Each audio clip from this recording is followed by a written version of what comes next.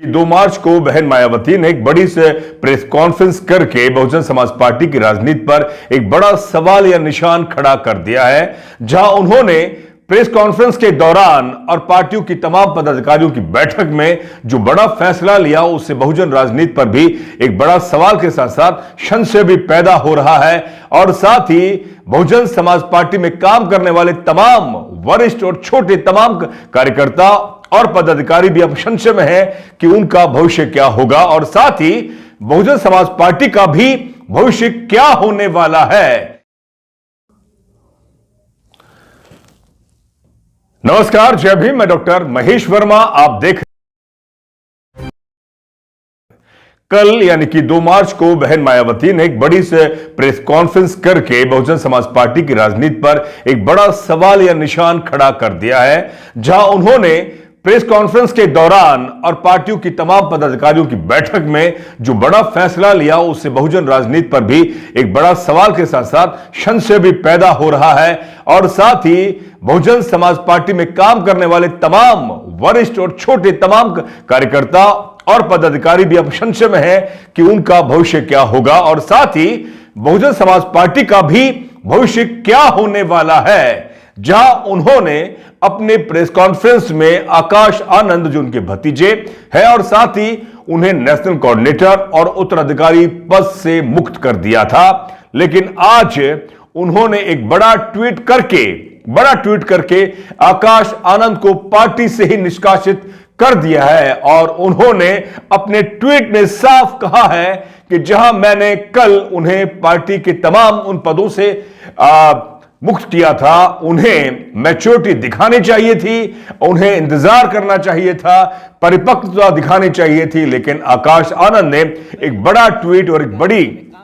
बड़ा अपनी राय जो लिखी, उससे साफ जाहिर है कि वो अपने ससुर की तरह स्वार्थी, स्वाभिमानी और कहीं ना कहीं वो लालची भी हैं। और इसका सीधा असर वह उस ससुर पर है जिसको मैंने 15 फरवरी को पार्टी से बाहर निकाल दिया था। और कहीं ना कहीं ये कलह परिवार से निकलकर जब पार्टी में आया तो पार्टी के दो फाड़ हो रहे थे, कमजोर हो रही थी, और उसका खामियाजा बहुजन समाज पार्टी यानी कि राजनीति पर पड़ रहा था। ऐसे में बहन जी ने आज एक बड़ा ट्वीट करके आकाश आनंद को पार्टी से बाहर का रास्ता दिखा दिया है। सवाल यह है कि अब इतनी बड़ा निर्णय लेने से पहले क्या बहन जी ने क्या अपने जो वेल विशर हैं या जो उनके खास कोर कमेटी है उनसे क्यों रणनीति करी, कोई विचार मंथन किया कि बहुजन समाज पार्टी का भविष्य क्या होगा। बहुजन समाज पार्टी जो उत्तर प्रदेश में 4 बार सरकार बनाती है और कई सरकारों को अपना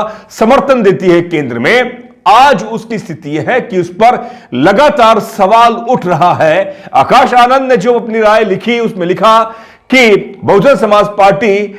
के मैं ठीक है, मैं किसी पद पर नहीं हूं, लेकिन ये एक मूवमेंट है और मैं इसका मूवमेंट में इसमें काम करता रहूंगा। जी हां, उन्होंने जो बात कही है उस पर कहीं ना कहीं बहन जी को ये लगा कि ये जो लिखा है उससे ये जो लिखावट है, जो ये विचार है, ये आकाश आनंद के ना होकर उनके ससुर का है। और उसमें यह भी माना जा रहा है कि जो आकाश आनंद की जो पत्नी है उनका भी प्रभाव हो सकता है। इसीलिए बहन जी ने एक बड़ा निर्णय आज लिया और उन्होंने साफ अर्थों में कह दिया कि आकाश आनंद को पार्टी से निष्कासित किया जाता है, जो कल तक बहुजन समाज पार्टी के उत्तराधिकारी थे। जी हां, उत्तराधिकारी थे, लेकिन अब उन्हें पार्टी से निष्कासित कर दिया है। जब बहन जी ने कहा कि मेरे जीते जी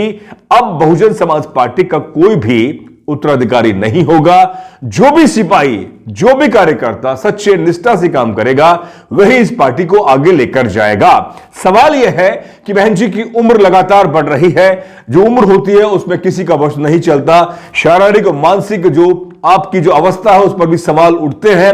अब देखना यह होगा कि जो इतना बड़ा कारवा मान्यवर काशीराम साहब ने खड़ा किया, उसमें किसी भी अपने परिवार के सदस्यों को किसी बहुजन समाज पार्टी में पद नहीं दिया।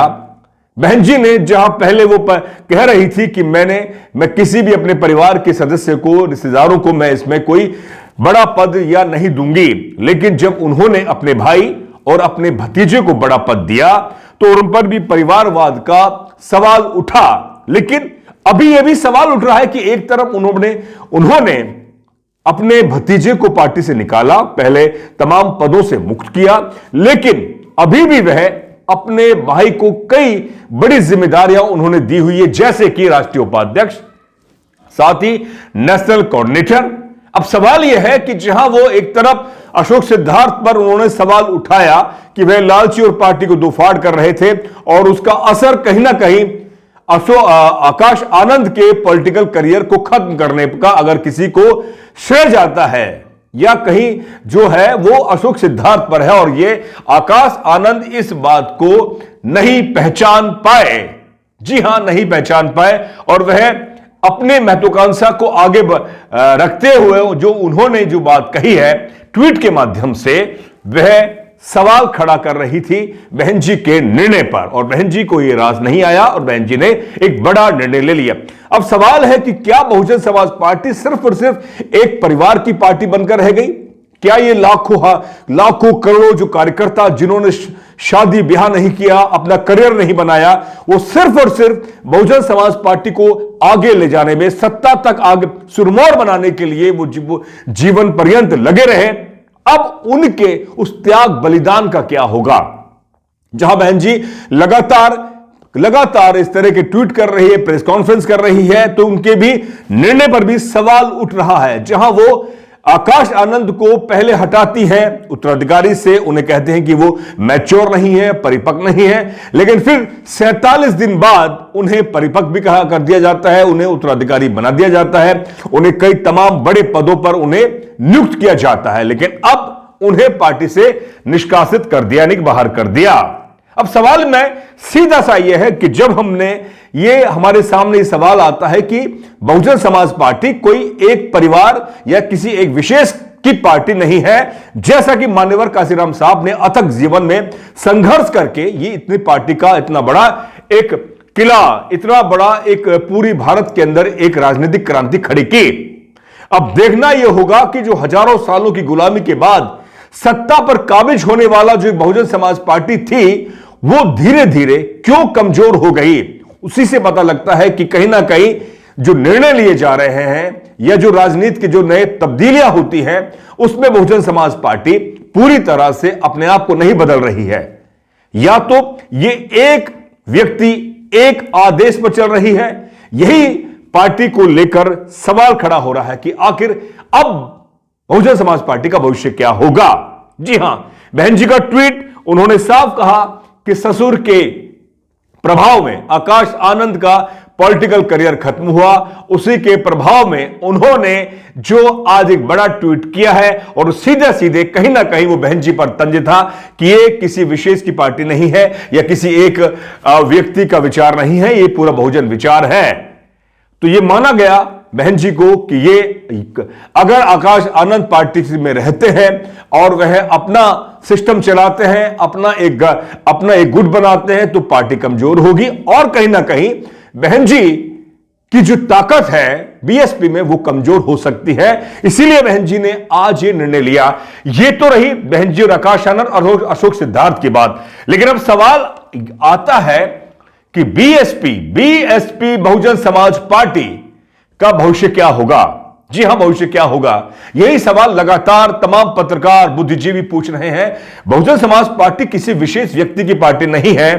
तमाम लोग यही कहते हैं कि लाखों करोड़ों लोगों के अथक प्रयास, संघर्ष, बलिदान की द्वारा बनी हुई यह राजनीतिक पार्टी है,